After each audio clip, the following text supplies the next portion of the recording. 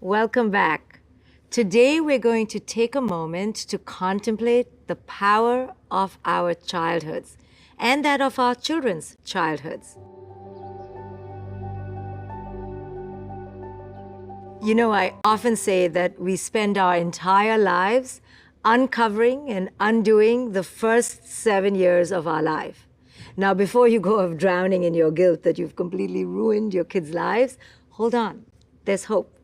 While it's true that those early years are some of the most important, it is also reassuring for you to know that children, they are some special type of resilient. They are extremely gritty, and through the right conscious realignments, we can help our kids recover. But yes, it's undeniably true that those early years are so important. And this is why we're doing this parenting quest, so that those of you who are still young parents or haven't had children yet, you can learn from the unconsciousness of those like me who are older than you. You see, children, they're like sponges. They absorb our fears, our anxieties, our worries, our joys. They literally soak up our entire ways of being. And if these are unconscious ways, well, then yes, they're going to soak up the unconscious ways of being as well. You know, the ways we look in the mirror and we frown at our wrinkles or at our cellulite, the way we rush from pillar to post, anxious and nervous, the way we get upset if we don't get invited to a party or if a friend is rude to us, even the ways we rush in traffic, the ways we eat our food. Our children, they are noticing all of it. They are watching us all the time. Most of all, they notice how we feel, how we react, how we fear, how we anger, worry, laugh. Our children absorb our emotional energy. It's like an emotional blueprint that they're absorbing at all times, almost to the point of replacing their own with ours. They kind of like fuse with our emotional energy. And this fusion, if we're not careful or conscious, it can result in a loss of their own true sense of self. Every child, they wish to be seen, to be validated, and unconditionally accepted by their parents. But in order to get this validation, this sense of worth from its parents, the child sometimes has to give up its own authentic sense of self. And the child will do almost anything for this. It will contort and pretzel itself in order to get its inner needs met by its parents. It will abscond its true self. I think most of us did this when we were growing up. We created this entire false, fake persona in order to feel validated, sometimes by our parents or by our peer group or by culture. You know, the more the parent fails to realize the child for its essence, the greater will be the split between the child's true self and the child's false self. You know, the more the conditions that the parent puts on the child to deem it worthy, the more the child will need to create that false reality for itself.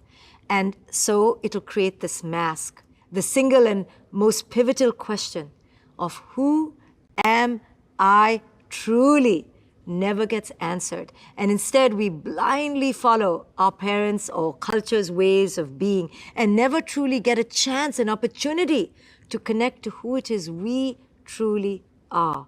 So now, how does it relate to us as parents? Well, in every possible way. Whether we like it or not, it is an undeniable fact that we parent our children in the manner that we were parented and cultured.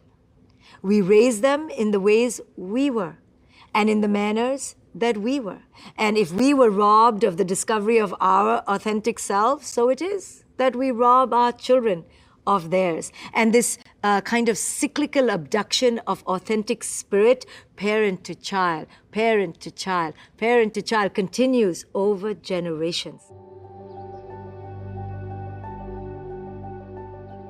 You know, when I began on my own personal awakening, I began to have feelings about my own parents. I began to remember, thinking, wondering, or why did they stifle me or stop me or make me create a false sense of self? Why did they make me lie to myself? And quite naturally, I began to have resentment or frustrations towards them. Maybe it'll bring up some similar stuff within you that lies unresolved with your own parents. Maybe it'll remind you of the difficult relationship you currently have with them. Maybe it'll bring into mind all the old wounds from your own childhood. If this is happening to you, trust me, this is natural. In fact, part of the awakening process is to release our own parents of our expectations. As we do this work, we begin to realize that they too, like us, were raised unconsciously by their own parents. And they too were carrying wounds within them that were hard for them to heal. And as we have compassion for ourselves, we release them from the expectations we hold. And we stop looking at them as parents per se in that role, but now we begin to understand and see them more as our spiritual companions, walking this path of life together. As our own spiritual connection to our own essence deepens, then quite naturally we begin to have compassion not only for ourselves, but for all beings, especially our parents. We begin to honor and understand that their lack of connection to their own essence allowed them to disconnect to us. We begin to understand how their own wounds from their own generations past began causing a disconnect with us. And with respect and with great freedom and honor, we liberate ourselves from our dependency on our parents. We free ourselves now from the desire that they should be different. You know, many traditional therapies will say, go back to your parents and confront them and make sure they understood what pain they inflicted. In conscious parenting, we begin to understand that they had no choice. Just like when we look back on our own parenting, we see that we had no choice. We were doing things the best we could to the level of consciousness we had. So it is with our parents, that they in fact were trying their best. They just didn't have the consciousness that we needed of them. Our parents, just like we in our past, we need to be freed from the burden of shame and guilt, from the expectations. Our parents need to be free now to step into a new identity, if we allow it, that of our spiritual partners. You know, when we begin to see our parents as our spiritual partners, then we end our toxic dysfunctionality with them, and we begin to carve a new relationship of humility and respect with them.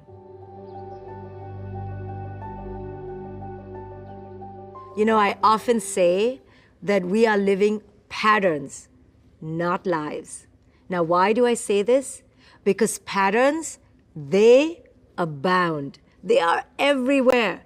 Unless we awaken, we are bound to repeat patterns from our past. We have no choice but to. It is only through a blinding and persistent awareness that we can begin to notice how we have been repeating patterns all our lives, patterns from our childhood. And only then, once we become aware, can we stop unconsciously passing on this emotional baggage from the past onto our children. Now, in order for us to start becoming aware of our patterns, we will need to revisit the first relationships of our lives. There's no escaping this step. We must excavate the past, because it is only when we understand the past patterns from our own childhood that we can fully see how these past patterns are influencing our current ways of being.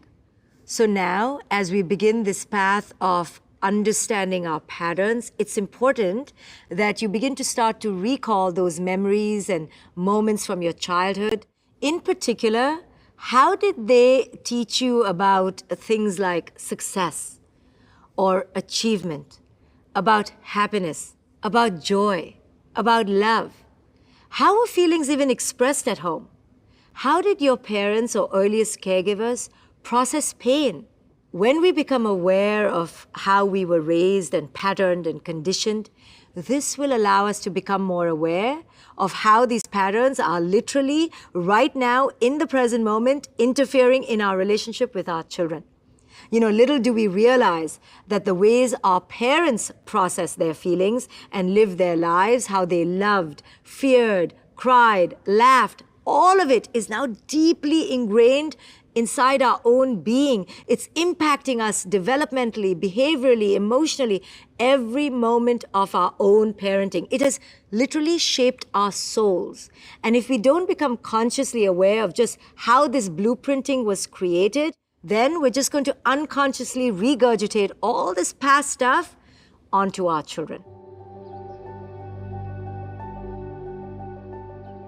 So for today's task, we're going to excavate, archaeologically dig into our past patterns. So this is a little bit of a complex task, so give yourself some time because it may take a little longer to complete. So we're going to begin by starting to recall some of your early memories of childhood. I would really like you to reflect on each of your parents or your earliest caregivers. It could be an aunt or a grandmother. And I want you to write down your thoughts. This is what I want you to do. Describe him or her individually with 3 adjectives for their strengths and 3 adjectives for their weaknesses. Now, once you've done that, I want you to reflect on the actual relationship that you shared with mom and with dad.